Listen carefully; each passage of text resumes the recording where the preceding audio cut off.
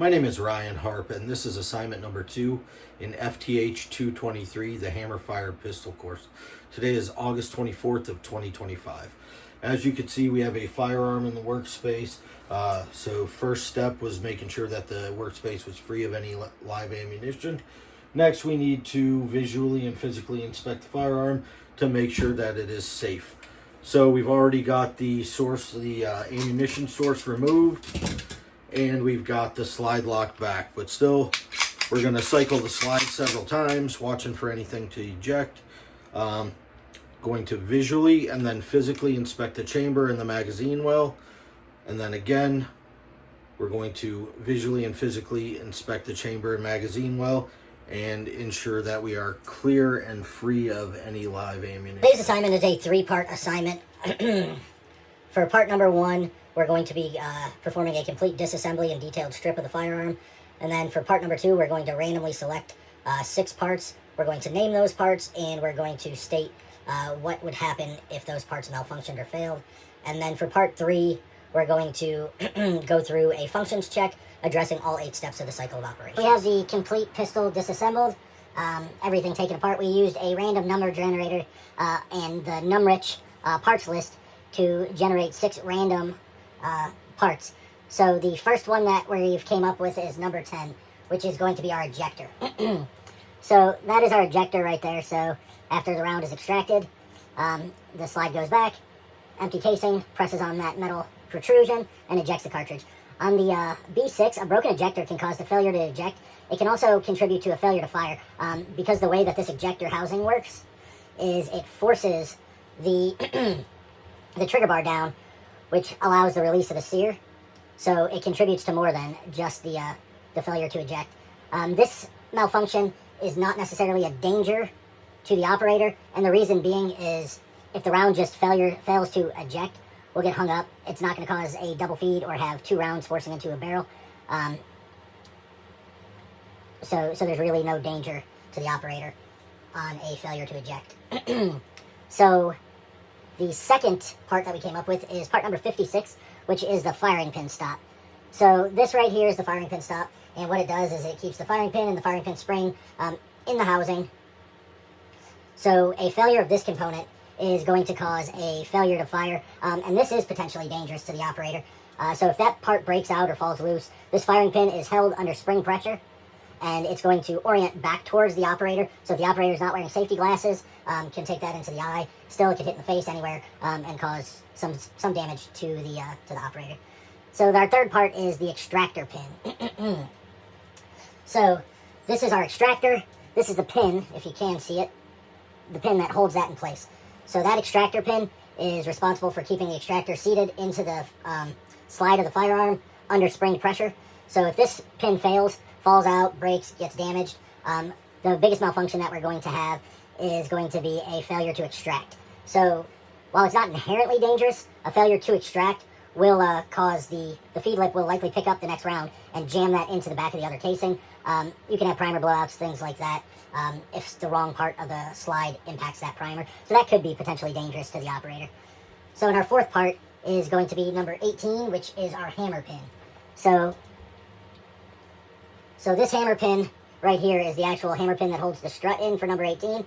So with this one, again, we'd see a failure to cock and a failure to fire, depending on where the firearm is in the cycle of operations. So if this little pin falls out, then our strut under spring tension is going to push back beyond the hammer and manipulate freely. There will be no kinetic energy to drive that hammer forward, which is where we'll get the failure to fire. And then also not being under spring pressure, we may see that failure to cock. The hammer may not engage with the sear.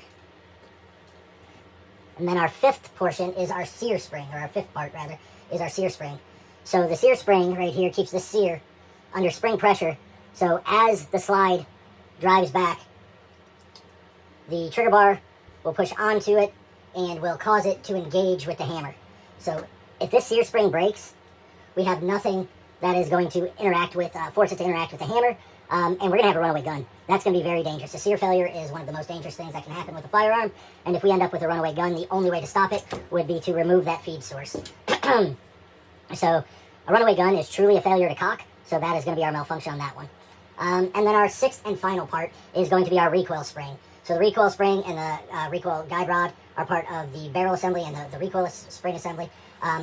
If this fails, we're going to see a lot of failure points potentially. So the recoil spring is directly involved with feeding, chambering, locking in the cycle of operations. If the recoil spring fails, we will see a failure to feed, a failure to lock, and we will also see a failure to chamber. Because if this weighted slide is not forced back forward under spring pressure, none of the following happens. It won't cause the locking lugs to interact with the reverse side lugs on the slide, so we will have effectively a dead gun at that point. While if you're in a combat situation, your firearm not operating is dangerous, so a lot of these malfunctions can cause danger. The malfunction alone is not dangerous to the operator. It's a simple part swap. We've completely reassembled the firearm.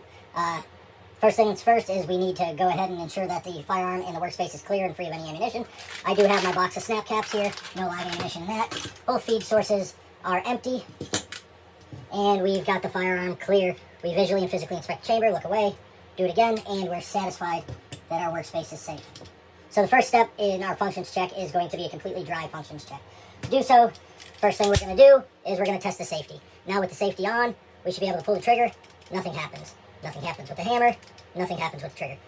Now as we rotate that safety away, the next step in our functions check, our dry functions check, is going to be with a pull of the trigger, the hammer is going to fall.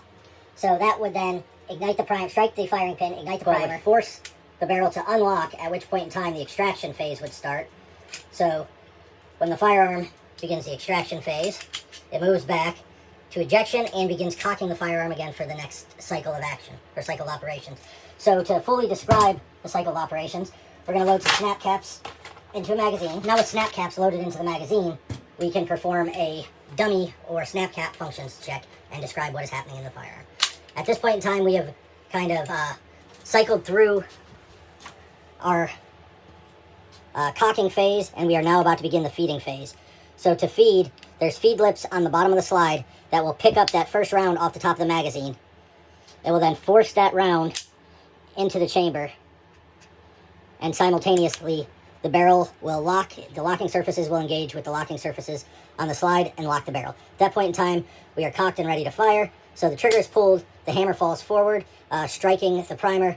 The primer propels the cartridge or the bullet out of the chamber.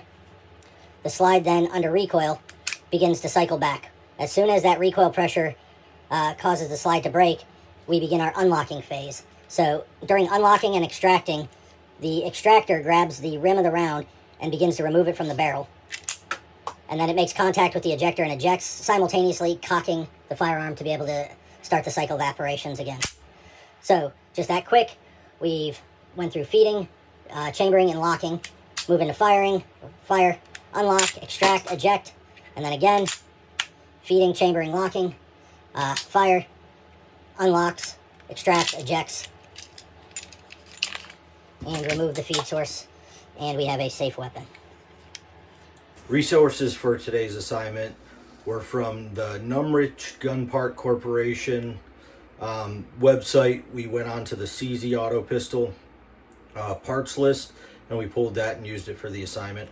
We also used the Sonoran Desert Institute FTH 223 Module 1 and Module 2 lecture material as resources for today's assignment.